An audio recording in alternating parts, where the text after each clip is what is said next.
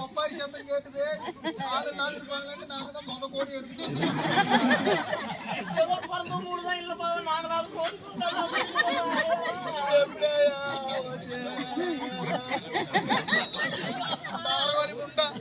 எண்ணி மாட்டால் நான் கூட வச்சுருவேன்.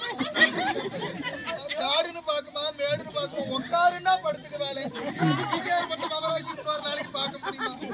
ஊரு எல்லாம் சொல்லி பழகிறப்பா நீ கூட ஒரு நாள் 10 ரூபா கடன் சொல்லி வந்தா என்ன வரப்போப்பா